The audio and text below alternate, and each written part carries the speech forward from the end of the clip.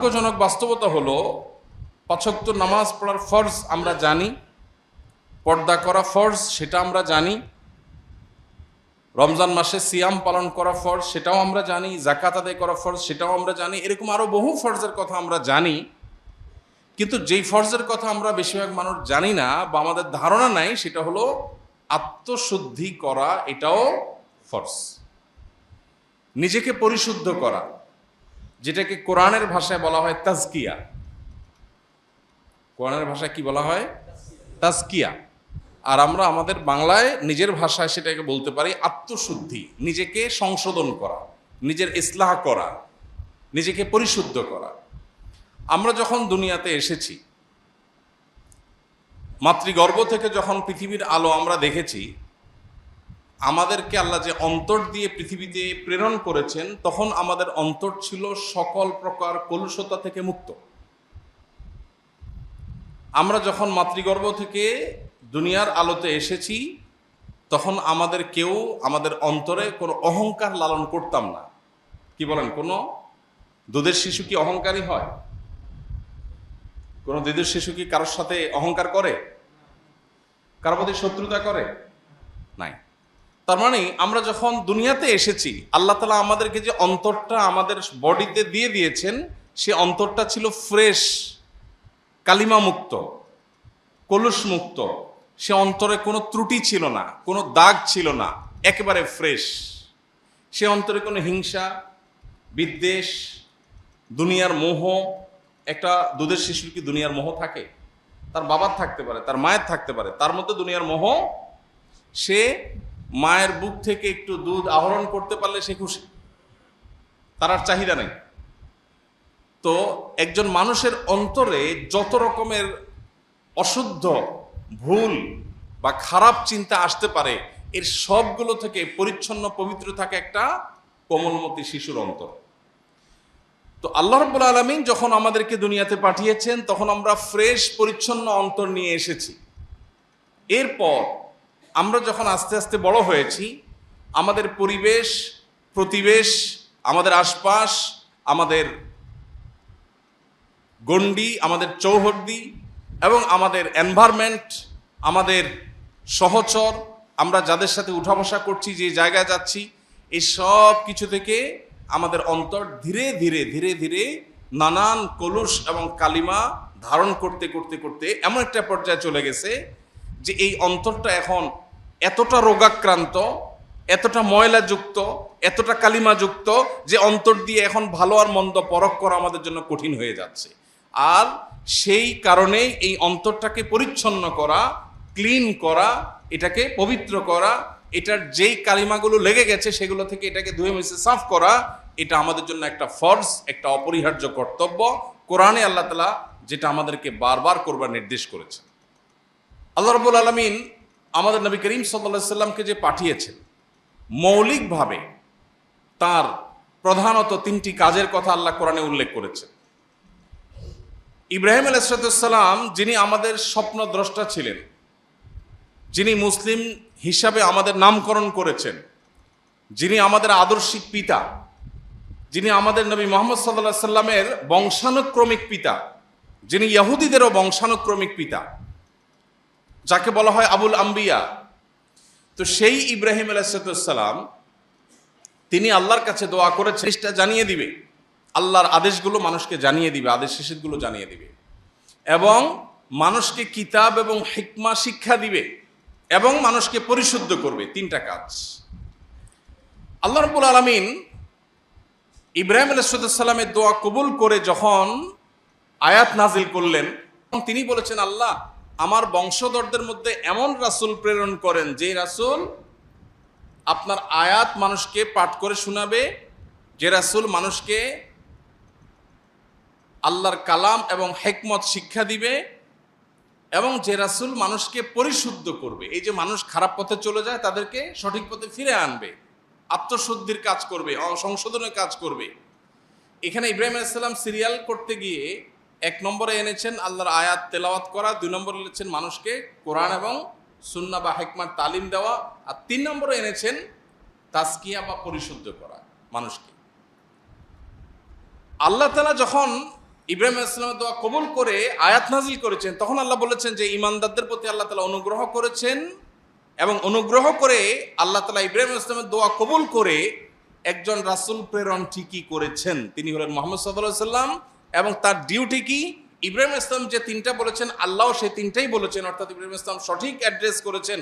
নবীর ডিউটি তিনটা, এই তিনটা ডিউটির মধ্যে সিরিয়াল ইব্রাহিম আলাইহিস সালাম তাজকিয়াকে 3 নম্বরে রেখেছেন। আল্লাহ কোরআনে যখন সেটা উল্লেখ করতে গেছেন তখন সিরিয়ালে তাজকিয়াকে 2 নম্বরে উঠে এনেছেন। আল্লাহ বলেছেন, আয়াতটা কি? লাকাদ মান্নাল্লাহু, কোরআন এবং সুন্নাত আল্লাহর যে ওয়াহি সেটা পাঠ করে শোনানো, যে আল্লাহ এটা বলেছেন, এটা নিষেধ করেছেন। আর দ্বিতীয় ডিউটি হলো ওয়ায়ুযাক্কিহিম, মানুষকে পরিশুদ্ধ করবে, মানুষের সংশোধনকে নিশ্চিত করবে।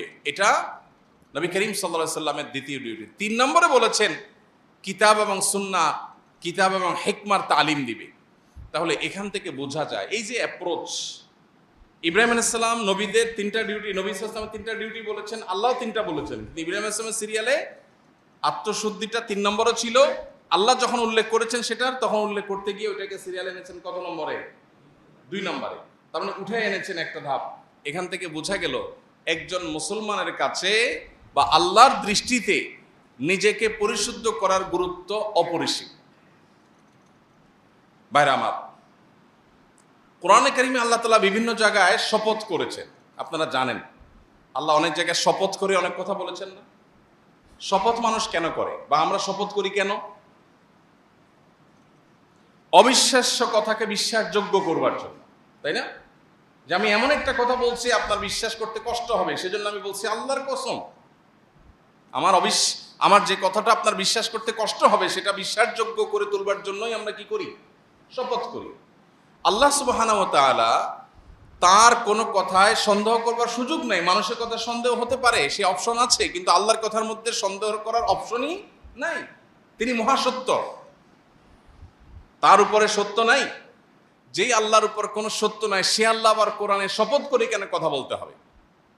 আল্লাহর কি কথা বলার সময় শপথ করার দরকার আছে? নাই।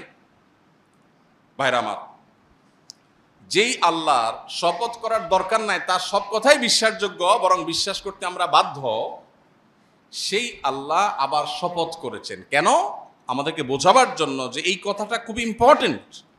ফলে এটা বলতে গিয়ে আমি শপথ করছি, তোমরা যদি এই কথা বলতে তাহলে শপথ করে বলা লাগতো তোমাদের। কথাটা এতটা ইম্পর্টেন্ট, এতটা অতি গুরুত্বপূর্ণ যে তোমরা বললে শপথ করে বলতে হতো। জাস্ট সেটা বোঝাবার জন্য আল্লাহ তাআলা শপথ করেন। শপথের আল্লাহর আরো বিভিন্ন মাকসাদ, আরো হিকমা, আরো রহস্য আছে, যেটা উলামা ইকরাম উল্লেখ করেছেন, মুফাসসিরগণ বলেছেন। আমার আলোচ্য বিষয় সেটা না। আলোচ্য বিষয় হলো আল্লাহ যত শপথ করেছেন, কোথাও একবার শপথ করে একটা কথা বলেছেন, কোথাও 2বার শপথ করে একটা কথা বলেছেন। পুরো কোরআন জুড়ে বিভিন্ন জায়গায় এরকম শপথ আছে। কোথাও 3বার শপথ করে একটা কথা বলেছেন, যেমন আল্লাহ রাব্বুল আলামিন বলেছেন ওয়াল আসর, সাকসেস হবে, আর বাকি সব মানুষ লুজার হবে। এই কথাটা বলতে গিয়ে আল্লাহ আসরের শপথ করেছেন। এখানে একবার শপথ আল্লাহ করেছেন, তাই না? এরকম কোরআনে বিভিন্ন শপথ আছে।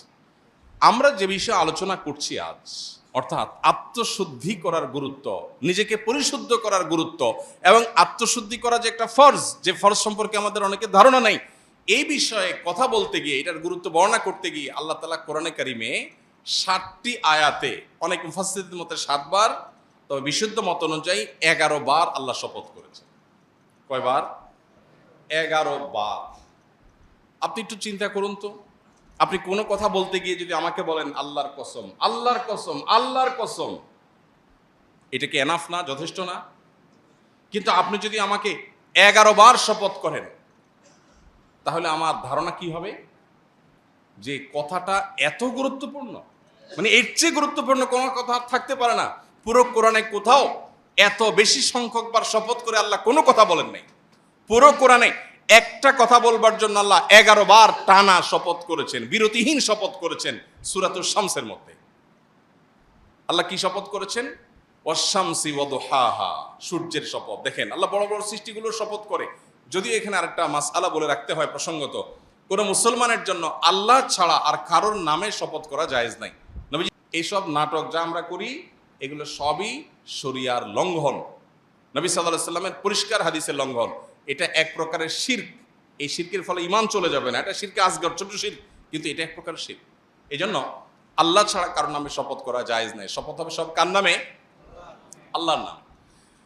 এখন আল্লাহ রাব্বুল আলামিন তিনি নিজেও তার জাতের শপথ করেছেন। আল্লাহ রাব্বুল আলামিন কোরআনে কারিমে কোথাও কোথাও তার এরকম বৃহৎ বড় বড় সৃষ্টিগুলোর নামেও শপথ করেছেন, বরং বেশিরভাগ শপথ সেরকম। এই যে আমাদেরকে বলছি, বান্দারা শুনো, তোমাদের মধ্যে যে ব্যক্তি নিজেকে পরিশুদ্ধ করতে পারলো, যার আত্মশুদ্ধি হয়ে গেল, এই ব্যক্তি শেষ হাসি হেসে ফেললো, জান্নাতি হয়ে গেল, সাকসেস হয়ে গেল। ওয়াকাদ খাবা মান দাসাহা, আর যার নিজের আত্মাকে পরিশুদ্ধ করতে পারলো না, যার তাজকিয়া হলো না, যার পরিশুদ্ধি হলো না, যে অপবিত্র থেকে গেল, যার ভিতরে অহংকার আছে, দুনিয়ার মোহ আছে, যার ভিতরে হিংসা আছে, বিদ্বেষ আছে, অন্যের প্রতি শত্রুতা আছে, অন্তরের রোগে ভরা, তার অন্তর কলুষযুক্ত, তার দেহ হয়তো অনেক সুন্দর, সে হয়তো নামাজে পড়ে, সে হয়তো বাহ্যিকভাবে দাঁড়িয়েও রাখে, কিন্তু তার আত্মা যদি অপবিত্র হয়, আত্মা যদি পরিচ্ছন্ন না হয়, তার মনটা যদি নোংরা হয়, তার মনের ভিতরে যদি হারাম থাকে, তার ভিতরে বাতিনি গুনাহ যদি থাকে, তাহলে সে ক্ষতিগ্রস্ত, সে জাহান্নামী। এই কথা বলার জন্য আল্লাহ 11 বার টানা বিরতিহীন শপথ করেছে। ভাইরা আমার, তাহলে যেই ফরজটার ব্যাপারে আল্লাহ তাআলা কোরআনে এত গুরুত্ব আরোপ করেছেন, যে কথা বলতে গিয়ে টানা 11 বার শপথ করেছেন 7টি আয়াতের মধ্যে, সেই বিষয়টা আমাদের কাছে সবচেয়ে অবহেলিত। এটা ইন্টারেস্টিং বিষয়। যে জিনিসটা কোরআন হাদিসে যত বেশি গুরুত্বপূর্ণ হবে, শয়তান সেটা আমাদেরকে তত বেশি ভুলিয়ে রাখবে। শয়তান তত বেশি আমাদেরকে ভুলিয়ে রাখবে। যেমন কোরআনে কারীমের পাতায় পাতায় আপনি শয়তান সম্পর্কে ধারণা পাবেন। আপনি যদি কোরআন পড়েন, আপনি দেখতে পাবেন আল্লাহ আপনাকে ধারণা দিচ্ছেন, শয়তান থেকে সাবধান থাকবা, শয়তান থেকে কেয়ারফুল থাকবা, শয়তান কিন্তু তোমাদের শুধু